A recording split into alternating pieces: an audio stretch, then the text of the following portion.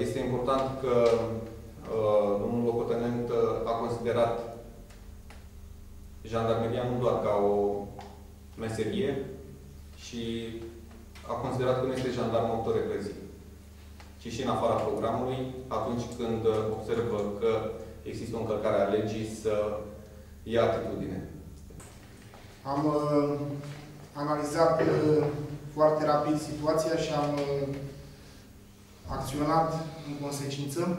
Am solicitat inclusiv sprijin prin Sistemul Național Unic Apelul de Urgență 112, sprijin care mi-a fost acordat de către echipajul mixt și de către subunitatea de intervenție, împreună cu care am condus la sediu pe făptuitor.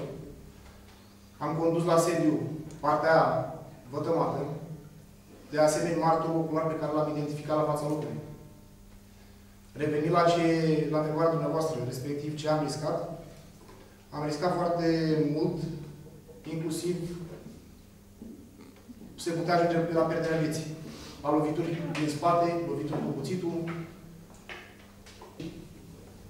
Am solicitat celor din jur, ca măcar dacă nu intervin, în cazul în care vor fi rugați să participe cu o declarație, ca și martori, tot în ideea de a intimida pe făptuitori, de a nu se uni împotriva mea și să iasă ceva mai grav.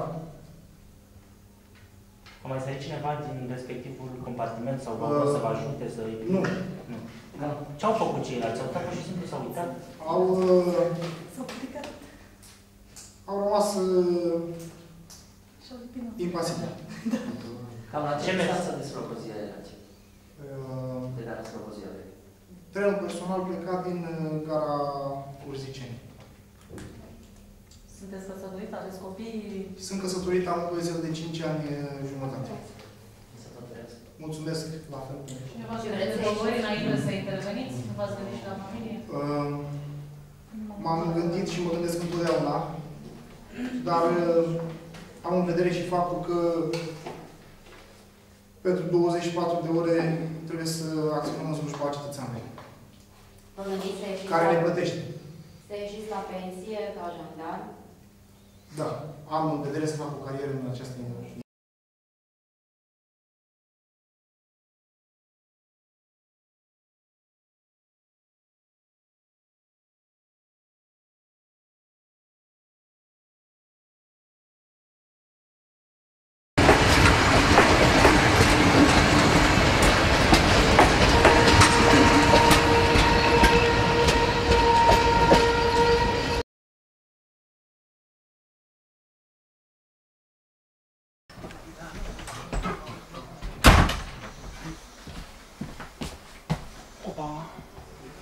Ce vă, burzugul? Nu, ce tricou verde. Cine ești, măi, brăzaie tu? Nu, ce mogă de... Am eu la acolo. Zi-mă, alcuie! Tu ce te uiți așa la mici? N-ai mai văzut actori? Ăsta le-a. Stai! Rămâi pe loc! Cine ești tu? Cine ești, mașii? Sunt locotenentul Chirea, jandarmeria Slobozia, mâna! Dai drum! Cine ești vrema ta? Lasă-l vrem în pace! Cine ești vrema ta? Cine ești civil? Vă pun în vedere că dacă încercați să intimidați sau agresați verbal, veți constitui complici. Vă rog să vă retrageți. Complici la ce vrei? În trenul am face că n-a făcut nimic. Vă rog să vă retrageți, am spus acum, vă retrageți. Bă, ce te-am spus să mai faci de-astea, mă? Ești, bă, Dacia!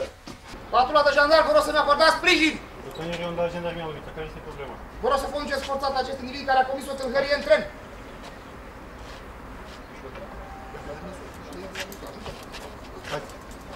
Fața pentru mine, cer de libertate, obiecte contundente asupra dumneavoastră, vezi? Nu am nimic. Telefon.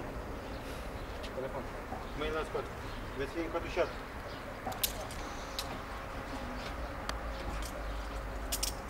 Cealaltă mână. Veți fi condus la după jandarmerie.